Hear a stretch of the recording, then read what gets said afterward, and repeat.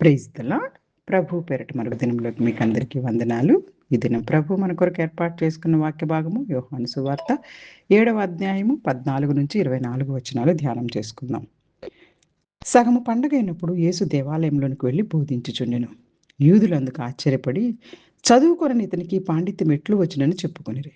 అందుకు యేసు, నేను చేయు బోధ నాది కాదు, నన్ను పంపిన వానిదే. ఎవడైనను ఆయన చిత్తం చొప్పున చేయి నిశ్చయించుకుని ఎడల ఆ బోధ దేవుని వలన కలిగినదో లేక నా అంతటి నేనే బోధించుచున్నానో వాడు తెలుసుకునను. తనంతట తానే బోధించేవాడు స్వకీయ మహిమను వెతుకును గాని తన్ను పంపిన వాని మహిమను వెతుకువాడు సత్యవంతుడు. ఆయన యందు ఏ దుర్నీతియు లేదు. మోషే మీకు ధర్మశాస్త్రం ఇయ్యలేదా? ఆయనను మీలో ఎవరినో ఆ ధర్మశాస్త్రమును గైకొనరు. మీరెందుకు నన్ను చంపజూచుచున్నారని వారితో చెప్పెను.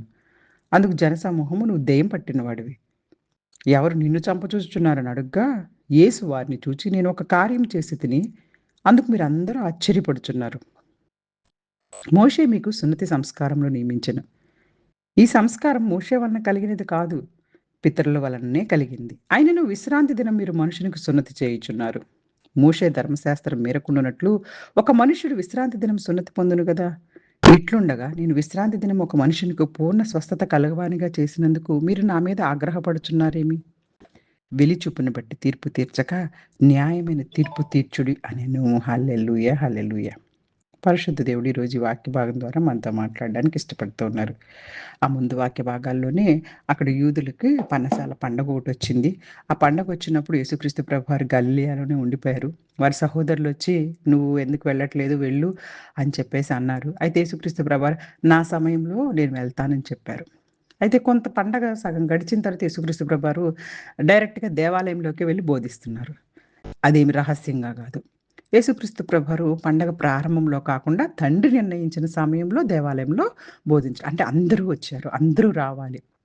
ఆయన ప్రతి పని కూడా దేవుని చిత్తానుసారంగా చేశారనేది మనందరికీ తెలుసు. దేవుడు చెప్పిన సమయంలో పని చేస్తే ఆ పని ఎక్కువ ఫలితాన్నిస్తుంది. ఆయన సమయం కొరకు ఎదురు చూస్తే ఆ యొక్క రిజల్ట్ దేవునికి మహిమ ఉంటుంది. ఇక్కడ అక్కడున్న ఆయన బోధిస్తూ ఉంటే అక్కడున్న సమాజ మందిరంలో వెంటనే అక్కడున్నోళ్ళు, ఈయన చదువుకోకుండా ఇంత జ్ఞానం ఎలా కలిగి ఉన్నాడు అని యూదులు ఆశ్చర్యపోతున్నారంట. యేసుక్రీస్తు ప్రభువారు అప్పటి అంటే వాళ్ళని రబ్బీలంటారు, బోధకులని. వాళ్ళెవరి దగ్గర యేసుక్రీస్తు ప్రభువారు విద్యాభ్యాసము చేయలేదు. అది వాళ్ళందరికీ తెలుసు. పోనీ ఎవరి దగ్గరన్నా చేసుంటే వాళ్ళకి ముందే తెలుస్తది.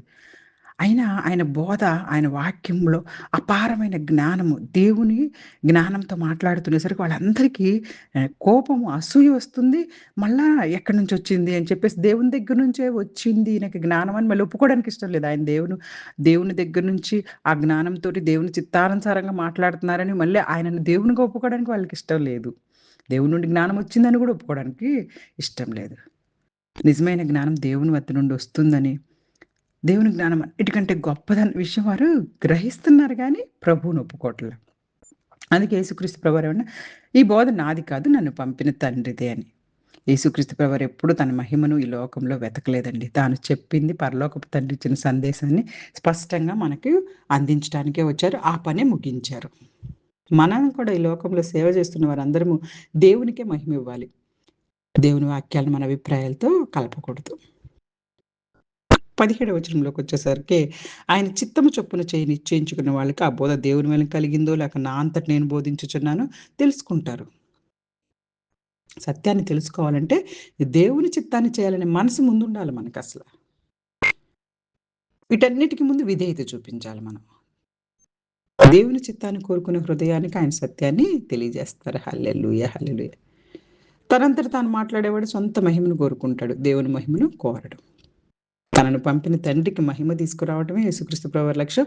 సేవకులందరి లక్ష్యము ఈ లోకంలో ఉన్న ప్రతి ఒక్కరము కూడా, విశ్వాసులు కూడా ఆయనకు మహిమ తెచ్చే విధంగా జీవించాలి. ఆయనకు మహిమ తెచ్చే విధంగా మన పనులుండాలి. ఆయనకు మహిమ తెచ్చే విధంగా మన బోధ ఉండాలి, మన సేవ ఉండాలి. హల్లెలూయా, హల్లెలూయా. ఇక్కడ అంటున్నారు, మోషే గారు మీకు ధర్మశాస్త్రాన్ని ఇచ్చారు గదా, మరి ఎందుకు మీరు దాన్ని పూర్తిగా పాటించట్లేదు? అంటే ధర్మశాస్త్రాన్ని గౌరవిస్తున్నామని చెప్తుంటారు. మళ్ళీ యేసుక్రీస్తు ప్రభువారిని చంపాలని ప్రయత్నిస్తున్నారు. ఆయన ఏమి తప్పు కార్యాలు చేశారని చంపాలని చూస్తున్నారు? మీ ధర్మశాస్త్ర ప్రకారం మంచి కార్యాలు చేసేవాళ్ళని గౌరవించాలి కదా!